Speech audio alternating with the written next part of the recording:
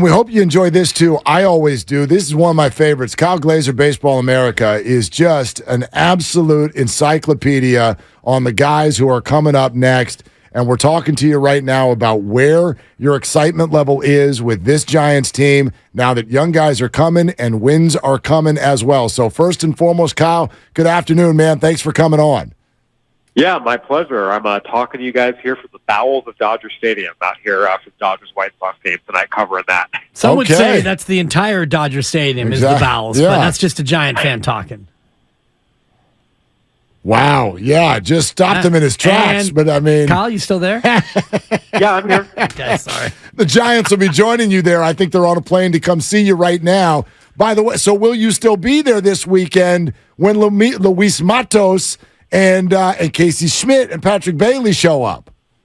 Yes, that is the plan. Okay, beautiful. So tell us right now, start with Luis Matos. What are Giants fans in store for here in the next few years? Yeah, certainly a really, really exciting player. He's a guy who can do a little bit of everything. He can hit for average. He's really been a guy that has shown a lot of really good traits as just a pure hitter. Went through some difficult struggles last year, but he's really refound his form this year. He could play center field. He's a good athlete out there. Where he ends up long term is just going to depend a little bit on what the Giants need and how his body continues to mature, because he's still a very young kid. But at the very least, you're going to get an athletic defender in the outfield who can certainly hit. And look, he's shown the ability to impact the baseball at times. And I think as he gets older and more mature, we'll only see the power grow. He has a chance to be a good player who can do a lot of different things to help the Giants if everything clicks the way most people expect and hope it will. From a tool standpoint, is he more of a hit for average gap guy, or does he have real power once he grows into his adult body? Yeah, I would say that the safer bet would be to say, hit first. He's always been more of a pure hitter, but he does hit balls hard. And I think we see a lot of guys who are super young transform over time, maybe into more power over hit as they add some more strength. Maybe they start sacrificing some average for power. Again, we're still talking about a really young player who could go a few different ways. He's not fully formed, fully developed yet. But I think you can see either outcome. And that's partially what makes him so interesting is he can do a little bit of everything. This isn't a one-dimensional player. You could see a scenario where he hits for average and power, maybe trades one for the other. But no matter what, he's going to do enough of both where he should be able to help the Giants and not be a one-dimensional kind of hitter. Glaser Baseball America, just an encyclopedia of young baseball players and where they stand. Hey, is the Joey Bart experiment over? What's your thought? Look, I mean, you wanted to see him make some progress, cutting down the strikeouts, and it just hasn't happened to the degree that you really want it to. And look, Patrick Bailey, when the Giants drafted him in the first round, only a couple years after taking Joey Bart, it raised a few eyebrows. Obviously, you could never have enough catching, but there have been some concerns over the years about how much Bart was really going to hit. Those have come to fruition. And look, Patrick Bailey, for the record, didn't hit much either in the minor leagues. But up until this year, he started to figure some things out, some things have started to click. And so far, he's hitting in the majors. He's a superior defensive catcher to Bart. That's always been true. So if he can maintain this offensive run he's been on, the job should be his. Casey Schmitt is a player that Giants fans are instantly falling in love with, although we've seen a little bit of an offensive regression in terms of the last few weeks. What do you make of Casey Schmitt and where he projects out in the bigs? Yeah, I mean, I've known Casey Schmitt since he was a high schooler at Eastlake High School down in Chula Vista, California. I actually just had his signing scout, Brad Cameron, on for a podcast with us at Baseball America. Look, he's always had a lot of power, and he's always been a fantastic defender, projected to be a Gold Glove type of third baseman. Clearly, he's playing shortstop in the majors, so he's going to be a fantastic defender no matter where you put him, who will hit for power. The average will come down. He was never going to hit over 300 over a full season. We've seen that come down. I think we'll see him settle into kind of the 250, 260-ish range over the long haul.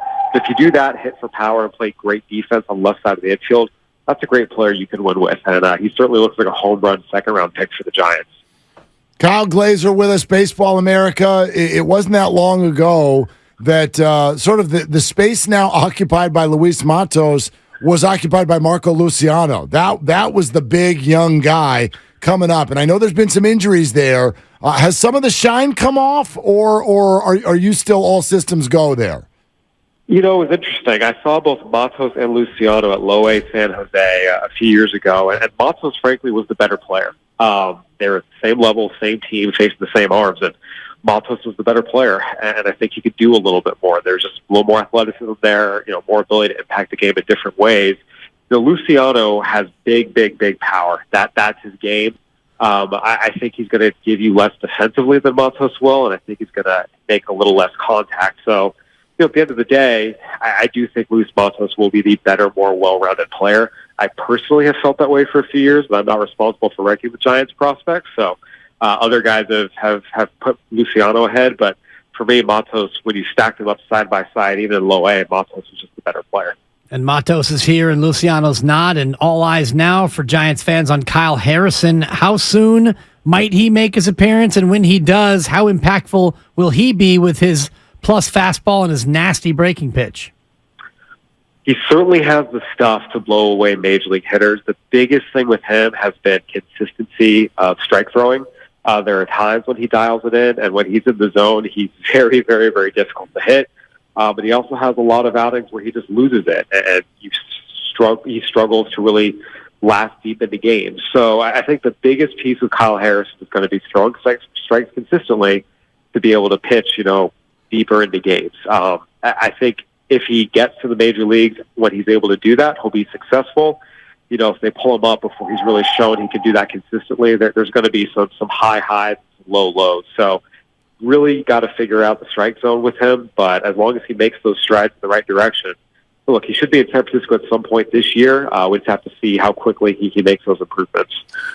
Kyle, I look at the whole farm system as a whole and wonder how you've seen an adjustment this year. Last year was a down year for their farm, and the rankings fell. What are you seeing this year, collectively, the whole farm system, and what your thoughts are on it now?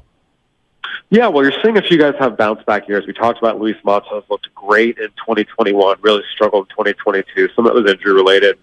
He's had a big bounce-back year. Patrick Bailey's another example of a guy who really never hit at any level, and all of a sudden this year he figures it out offensively. So you're seeing some guys, move in the right direction, which is a testament to player development. I think at the end of the day, we can talk as much as we want about, guys have X ceilings or, X potential. It's up to the player development staff to help them get there and also navigate the highs and the lows and make the right adjustments. And the Giants, by all accounts, have a pretty good player development staff. Looks like they did a really good job with these guys, helping them figure out some issues and get better. And that's why we're seeing that the system as a whole, the players as a whole, just look better than they did at this point last year. Is there another player we haven't mentioned in the system that you have your eye on that maybe fans aren't aware of who at some point will pop in the bigs?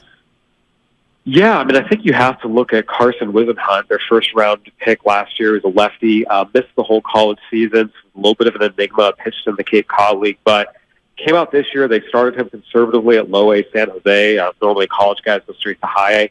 He looked really, really, really good right away, quickly moved up. He's already at Double A. This is an advanced lefty with a great changeup that has a chance to be a part of the Giants' rotation. Again, will it be this year? That would be really, really, really aggressive.